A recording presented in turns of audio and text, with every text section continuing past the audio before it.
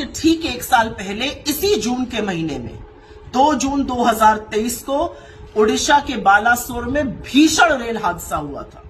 करीब 300 लोगों की मौत हुई थी, 900 से ज्यादा लोग गंभीर रूप से घायल और जख्मी हुए थे।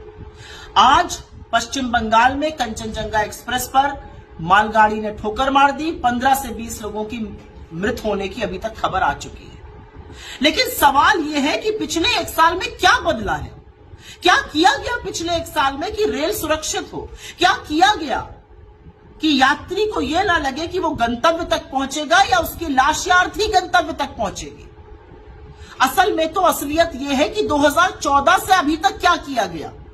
2014 से 2023 तक सरकारी आंकड़े, क्योंकि असल आंकड़े इससे बहुत ज्यादा है, लेकिन मैं सरकारी आंकड़ों का हवाला देते हुए पूछ रही हूं। 2014 से 2023 तक, मार्च 31, 2023 तक इस देश में 1117 ऐसे रेल हादसे हुए जिसमें जान और माल का नुकसान हुआ। मतलब हर महीने 11 हादसे, मतलब हर तीसरे दिन पर लगभग एक हादसा हो रहा था। बड़े बड़े हादसे देखे इस देश ने। गोरखधाम एक्सप्रेस का हादसा देखा, इंदौर पटना एक्सप्रेस का हादसा देखा, पुरी उत्कल एक्सप्रेस का हादसा देखा, कैफियत एक्सप्रेस का हादसा देखा। हजारों लोग मौत के घाट उतर गए। तो सवाल यह है कि रेलवे को सुरक्षित करने के लिए क्या किया गया और इसकी जिम्मेदारी किसकी है, जवाबदेही किसकी है? किससे यह देश पूछे कि आज रेलवे सुरक्षित क्यों नहीं है? आज पटरियों पर दंदनाती जिन गाड़ियों पर हमें विश्वास था कि वो हमें एक स्थान से दूसरे स्थान सुरक्षित पहुंचा देंगी, वो क्यों नहीं हो पा रहा है? बड़ी बड़ी बातें करी अश्विनी वैष्णव ने। कवच प्रणाली आ रही है, एक ट्रैक पर 2 ट्रेनें चल रही होंगी तो पीछे वाली ट्रेन पर ब्रेक लग जाएगा, इत्यादि इत्यादि। कहां है वो ब्रेक? क्यों नहीं लगा है दूसरी ट्रेन पर? क्यों कंचनजंगा में जाकर ट्रेन भिड़ गई? ये किस तरह के झुंझुने इस देश को दिए गए?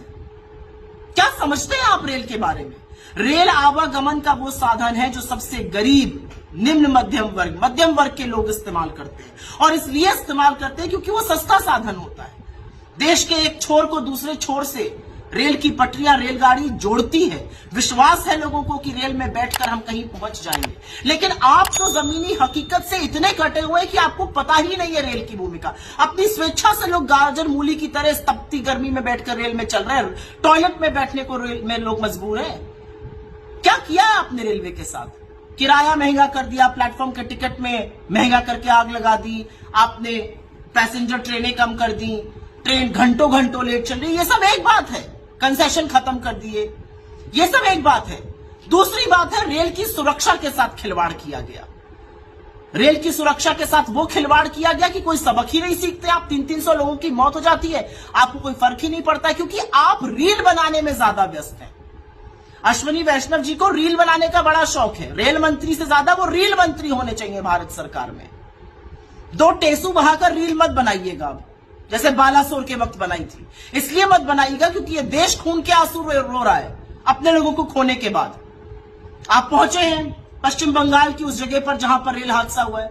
चाहते तो गाड़ी से भी जा सकते थे, लेकिन वीडियो का आपको शौक है, आप बाइक पर बैठ के पहुंचे हैं, जूम करते हुए। बड़ी अच्छी बात है। कैसे लाइएगा उन लोगों को वापस जो इस भरोसे से बैठे थे कि हम अपने गंतव्य पहुंच जाएंगे, लेकिन स्वर्ग सिधार गए।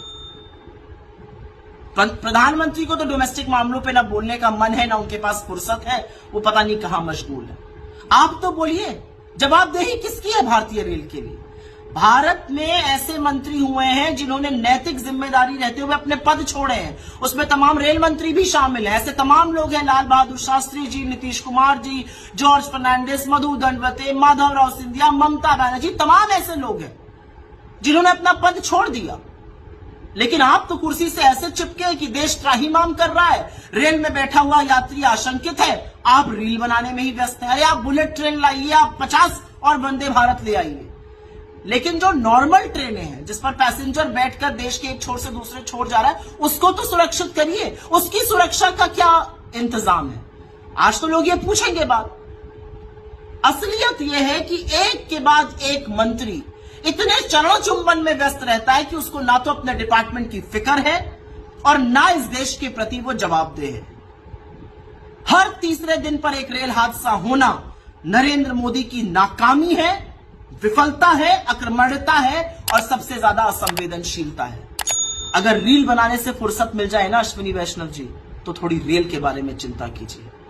इस रेल में गरीब चलता है, मजदूर चलता है, किसान चलता है, युवा चलता है, महिला चलती है, और वो ये आशा से और उम्मीद से चलते हैं कि वो जिस स्टेशन से चले हैं अपने अंतिम गंतव्य तक पहुंच जाएंगे। लेकिन अफसोस इस बात का है कि आपके चलते वो हो नहीं पा रहा।